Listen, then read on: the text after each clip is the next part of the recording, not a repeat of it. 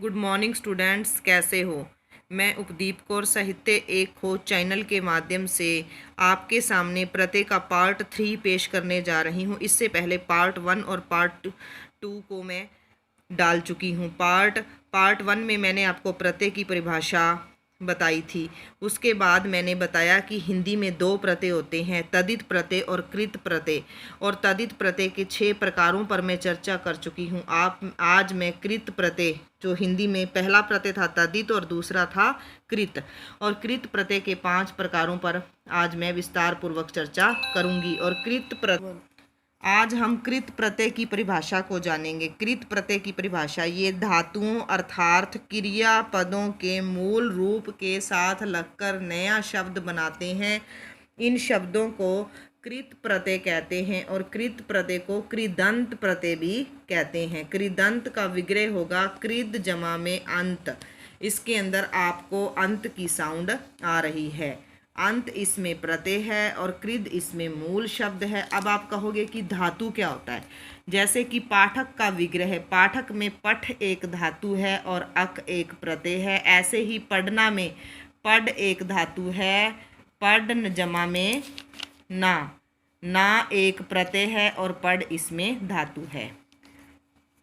हम कृत प्रत्यय के प्रकारों पर चर्चा करेंगे। कृत प्रत्यय के टोटल 5 प्रकार हैं। पहला प्रकार है कृतवाचक कृत प्रत्यय। जैसा कि नाम से ही क्लियर हो रहा है, कृत मीन्स कर्ता। इसमें काम को करने वाले कर्ता की प्रधानता रहेगी।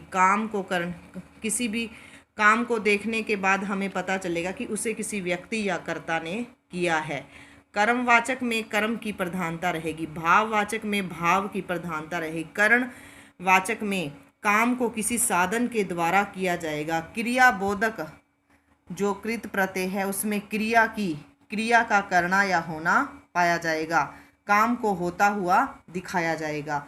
कृतवाचक पहला है हमारा उदाहरण, कृतवाचक कृत प्रत्यय। इसमें कार्य के करने वाले का बोध होता है, अर्थात कार्य को करने वाला कौन होता है? कर्ता की प्रधानता।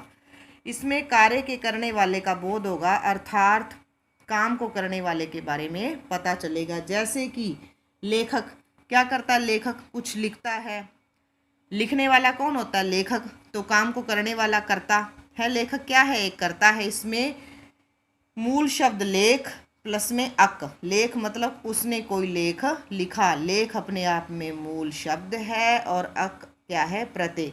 जैसे उपसर्ग के बाद वाले शब्द का अर्थ निकलना चाहिए था, ऐसे ही इसमें प्रत्यय के पहले वाले शब्द का अर्थ निकलना चाहिए। अगर अर्थ नहीं निकलेगा तो आपके द्वारा किया गया विभाजन या बंटवारा मान्य या सही नहीं होगा। जैसे पालनहार, इसमें भी कर्ता की प्रधानता है, किसी व्यक्ति की प्रधानता है। किसी को पालने वाला कोई व्यक्ति कोई पालनहार होगा। पालन प्लस में हार इसमें प्रत्यय है। पालन मूल शब्द है। प्रत्यय से पहले वाले मूल शब्द का अर्थ निकलना चाहिए। अगला है हमारा क्रमवाचक कृत प्रत्यय। क्रम की प्रधानता, काम की प्रधानता, करने वाली किसी वस्तु को प्रकट करते हैं। कार्य करने वाली किसी वस्तु को प्रकट करते हैं। जैसे खिलौना, आप किससे खेलते हो? खिलौनों से। बच्चा किससे खेलता है? खिलौनों से।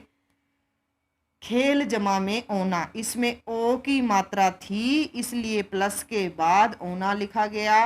और लिखना तो खिल चाहिए था, लेकिन खिल अपने आप में कोई मूल शब्द नहीं है, इसलिए खिल को नहीं लिखा गया। उसकी जगह पर मूल शब्द खेल को लिया गया। खेल से ही खिलौना बना। खिलौना से खेलते हैं तो क्रिया होती है, काम होता है, कर्म होता है, तो कर्मवाचक कृत प्रत्यय। अगला है कतरनी। कतर जमा में नी इसमें प्रत्यय है, कतर इसमें मूल शब्द है, काटना। ओढ़नी, किसी चीज को अपने ऊपर ओढ़ना। ओढ़ना शब्द अपने आप में एक मूल शब्द है। आप इसको ओढ़ शब्द के मतलब को जानते होंगे। ओढ़ प्लस में नी इसमें प्रत्यय है, ओढ़ इसमें मूल शब्द है। प्रत्यय से पहले वाले शब्द का मतलब निकलना चाहिए। का बंटवारा सही नहीं हो। अगला हमारा है भाववाचक कृत प्रत्यय। भाव का बोध। भाव क्या होती है? किसी चीज को महसूस करना। जैसे हंसी, गमी, दुख, सुख, खट्टा, मीठा, कड़वा, ये सारे भाव हैं। इनको हम हंसी खुशी गमी को हृदय से महसूस करते हैं, खट्टे मीठे को हमारी जीभ महसूस करती है। जैसे धमकी एक भाववाचक संज्ञा है, इसमें ध में क्या धमक और बड़ी की मात्रा थी तो ई इसमें प्रत्यय है। पूजा पूज जमा में आ की मात्रा थी तो इसमें आ प्रत्यय है। समझौता समझ मूल शब्द है और ओ की मात्रा थी, यहाँ पर ओता प्रत्यय लगा। ओ की मात्रा ऐसे ही लिखते हैं ओ की मात्रा को, क्योंकि प्लस के बाद हमें ज़्यादातर स्वर लिखना है। यहाँ पर ओ स्वर था, हमें स्वर से स्वर वाले शब्द को पीछे रखना है, मूल शब्द को। जैसे ओता यहाँ से निकाल लिया, स्वर ढूंढना है, स्वर ओ था, ओता बन गया तो आगे समझ ही बचा। तो समझ अपने आप में एक पूरा शब्द है, इसका मतलब निकल रहा है ये मूल शब्द है। जैसे धमकी में ई प्रत्यय था, पीछे निकाला, आगे धमक ही बचा, धमक भी एक मूल शब्द है। और पूजा में पूज भी एक मूल शब्द है, पूजना किसी को, आ की मात्रा थी तो आ स्वर या आ प्रत्यय निकाला गया। अगला है कर्णवाचक कृत प्रत्यय।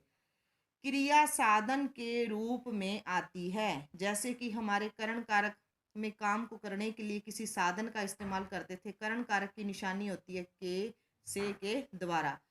कर्णवाचक कृत प्रत्यय समझो कर्ण कारक। जैसे चलनी, चलने के लिए आप किसको इस्तेमाल करते हो? पैरों को एक साधन के रूप में। चलने के लिए पैर एक साधन के रूप में इस्तेमाल होते हैं। चल इसमें क्या है? मूल शब्द है। नी इसमें प्रत्यय है। यह है बड़ी ई की मात्रा। झूला झूल, झूलना, झूल मूल शब्द है। आ इसमें प्रत्यय है। स्वर को, जो स्वर है उसको निकाल लेना है प्रत्यय के रूप में। लास्ट है इसका पार्ट कृत प्रत्यय का पांचवा भाग, क्रिया बोधक कृत प्रत्यय। क्रिया मतलब किसी काम का करना या होना पाया जाए, मूवमेंट होगी, इसमें एक्शन होगा। चलती हुई मूवमेंट है, चलती हुई। जब कोई व्यक्ति चलता है तो अपने पैरों से चलता है तो मूवमेंट होती है, उसमें हलचल होती है। पढ़ती हुई क्रिया, खाती हुई, इसमें क्रिया हो रही है, इसलिए क्रिया बोधक कृत प्रत्यय का ये एग्जाम्पल है।